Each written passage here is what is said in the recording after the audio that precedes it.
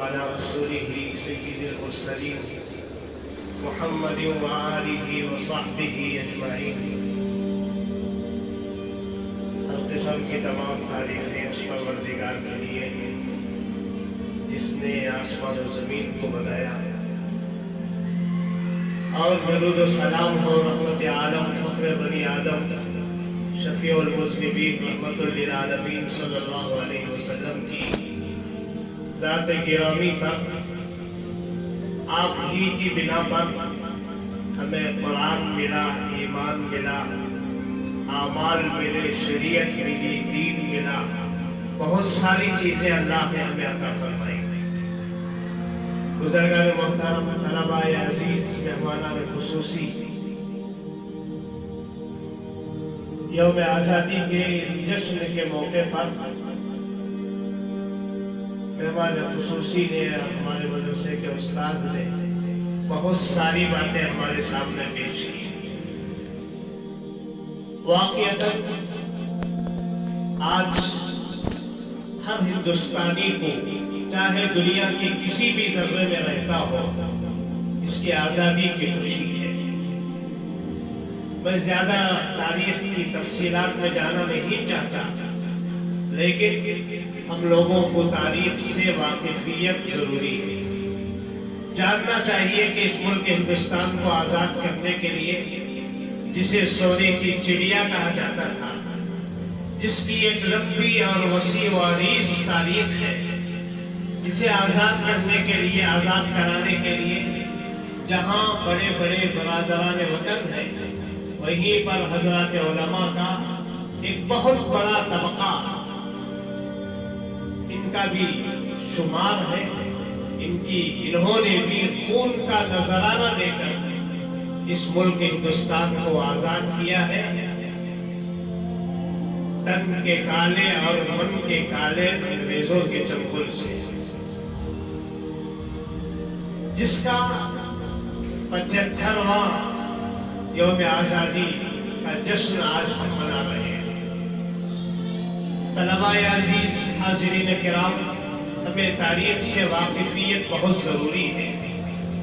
بقول علامہ شاعر مشرق علامہ اقبال کے، آپ نے فرمایا تھا کہ نہ سمجھو گے تو مٹ جاؤ گے ہندی مسلمانوں، نہ سمجھو گے تو مٹ جاؤ گے ہندی مسلمانوں، تمہاری داستان کبھی نہ ہوگی داستانوں میں۔ آج ہم سے پوچھا جاتا ہے، کیا واقعتاً تم نے بھی ہندوستان کو آزاد کرایا ہے؟ کیا تمہارے آباء اور اجداد کی بھی قربانیاں ہیں؟ ارے ہم تو کہتے ہیں ہندوستان کی مٹی کو نچوڑ کر دیکھو، اس میں سے جو خون بہے گا وہ بھی ہمارے آباء اور اجداد کا خون بہے گا۔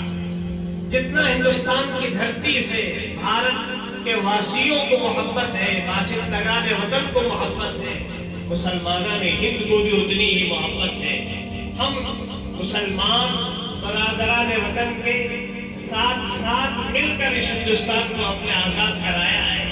ہم ہندوستان میں کرایہ دار نہیں ہیں، بلکہ حصے دار کی حیثیت رکھتے ہیں۔ جو لوگ یہ سمجھتے ہیں کہ مسلمان ہندوستان میں کرایہ دار کی حیثیت سے، ہرگز نہیں۔ جتنا تمہارا حصہ ہے اتنا ہمارا بھی حصہ ہے، برابر کے ہم حصے دار ہیں۔ ہند کو ناز ہے جس پہ وہ نشانی ہم ہیں، ہند کو ناز ہے جس پہ وہ نشانی ہم ہیں، تاج اور لال قلعہ کے یہاں پانی ہم ہیں۔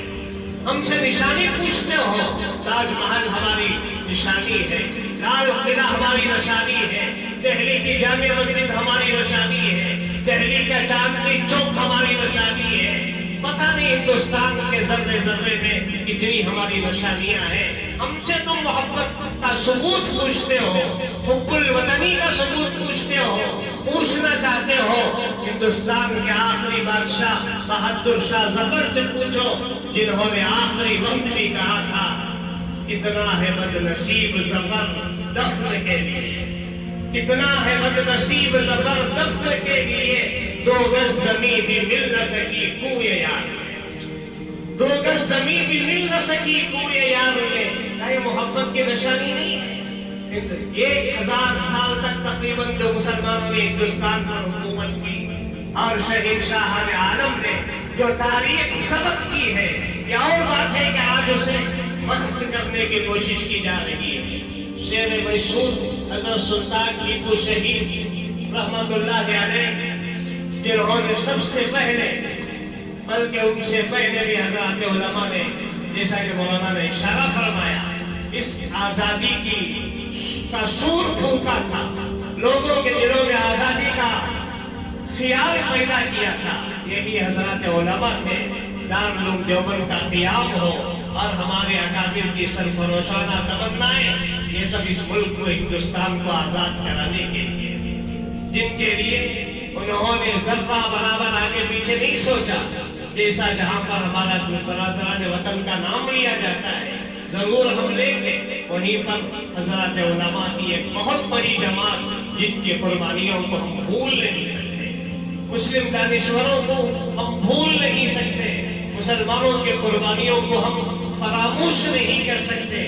ہمیں بھی یاد رکھنا چاہیے، آئندہ آنے والی نسلوں کو بھی ہمیں یاد دلانا چاہیے کہ آج کا یہ دن ہمارے لیے کتنا عظیم الشان دن ہے، اور آزادی جس کے لیے ہماری محبت، اس ملک سے محبت کا ثبوت، جیسا کہ ابھی میں نے کہا، حضرات علماء کرام کی قربانیاں اور اللہ کے پیغمبر صلی اللہ علیہ وسلم کا اپنے وطن سے محبت۔ آپ کا حدیثوں میں آتا ہے حب الوطن من الایمان، بعضوں نے کہا کہ یہ عربی کا جملہ ہے، کچھ بھی ہو، اپنے وطن کے ساتھ محبت یہ ایمان کا ایک حصہ ہے، ایمان کا ایک جز ہے۔ یعنی اللہ کے رسول علیہ السلام کے بارے میں بھی آتا ہے، ہجرت کا موقع تھا، حضور انور صلی اللہ علیہ وسلم مکہ المکرمہ کو چھوڑ کر مدینہ المنورہ تشریف لے جا رہے تھے۔ آپ آخری موقع پر مکے کے ٹیلے پر کھڑے ہوتے ہیں۔ وہ مکے کا چھوڑنا اتنا آسان نہیں تھا، جہاں پر آپ پیدا ہوئے، پلے بڑے، بچپن گزرا، جوانی گزری، نبوت جہاں عطا کی گئی، جو مرکز اسلام ہے، محبت وہی ہے، دین و اسلام کے پھیلنے کا مرکز اور منبع ہے، اسے چھوڑ کر جانا یہ اتنا آسان نہیں تھا۔ اللہ کے پیغمبر صلی اللہ علیہ وسلم کھڑے ہوتے ہیں، کعبۃ اللہ کو بڑی درد بھری نگاہوں سے دیکھتے ہیں اور پھر فرماتے ہیں، ما اطیبک من بلد واحبک الی ولولا ان قومی اخرجونی ما سکنت غیرک۔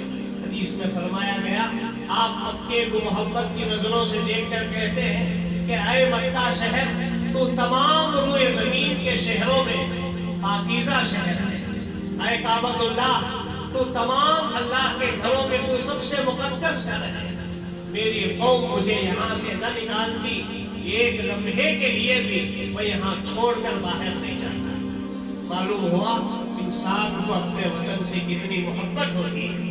اللہ کے پیغمبر جب صلی اللہ علیہ وسلم سفر سے واپس تشریف لاتے مدینہ المنورہ، جس کا نام پہلے یثرب تھا، پرانا نام یثرب تھا، کھجوروں کے جھاڑیوں کی جگہ، اللہ کے پیغمبر اپنی سواری کو تیز دوڑاتے تھے کہ میرا شہر مدینہ آ رہا ہے۔ یہ ہمارے آپ صلی اللہ علیہ وسلم کی تعلیمات ہیں، ہمارے لیے، مسلمانوں کے لیے، تمام دنیا کے مسلمانوں کے لیے۔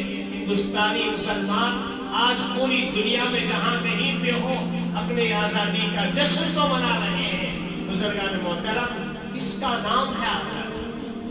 آزادی کس کا نام ہے؟ صرف جسم کی آزادی، جسم سے چھوٹ جانے کا نام آزادی، یا روح کی آزادی بھی چاہیے؟ آزادی کس کا نام ہے؟ ظلم کرنے کا نام، انصاف کے نہ ہونے کا نام۔ 75 سال ہو رہے ہیں آزاد ہو کر ہندوستان، لیکن کیا ہم مکمل طور پر اب بھی آزادی کی سانسیں لے رہے ہیں؟ ہمارے اکابر نے، بزرگان دین نے جو خواب ہندوستان کی آزادی کے سلسلے میں دیکھا تھا، کیا وہ ہمارے بزرگوں کا یہ حسین آزاد ہندوستان ہے. ہمیں ذرے ذرے سے اس دھرتی سے محبت ہے اور اس کے لیے ہمارے اکابرین نے قربانیاں دی ہیں. ہمارے بڑوں نے سرفروشانہ تمنائیں اس کے اوپر نچھاور کی ہے. بزرگان محترم، ہمیں سوچنا چاہیے، تاریخ کے اوراق کو ہمیں محفوظ رکھنا چاہیے. رہتی دنیا تک، قیامت تک آنے والی نسلوں کو ہمیں بتانا چاہیے کہ آزادی صحیح معنی میں کیا ہوتی ہے. آج اصل سلیبس سے، کتابوں سے ہمارے اکابر کی تاریخ کو نکالا جا رہا ہے، مسخ کیا جا رہا ہے، غلط طریقے سے اسے پیش کیا جا رہا ہے. آج ہمیں ضرورت ہے اسے سمجھنے کی. آج ہمیں ضرورت ہے تاریخ کو محفوظ کرنے کی، تاکہ بعد میں آنے والی نسلیں اسے یاد رکھیں. کوئی یہ کہے نہ کہے، لوگ تو کہتے رہیں گے جب کہ ہم نے آزاد کیا، تمہارا اس میں کوئی حصہ نہیں. حالانکہ بارہا ہم سنتے رہتے ہیں، جب بھی گلستان کو خون کی ضرورت پڑی سب سے پہلے ہماری ہی گردن کٹی. پھر بھی کہتے ہیں ہم سے یہ اہل چمن، یہ وطن ہے ہمارا تمہارا نہیں. تو بہرحال یہ لمبی چوڑی تاریخ ہے.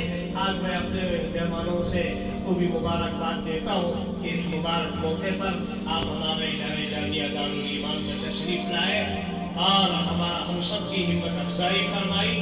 اللہ تبارک و تعالیٰ آپ کے آنے کو بھی انتہا قبول فرمائے.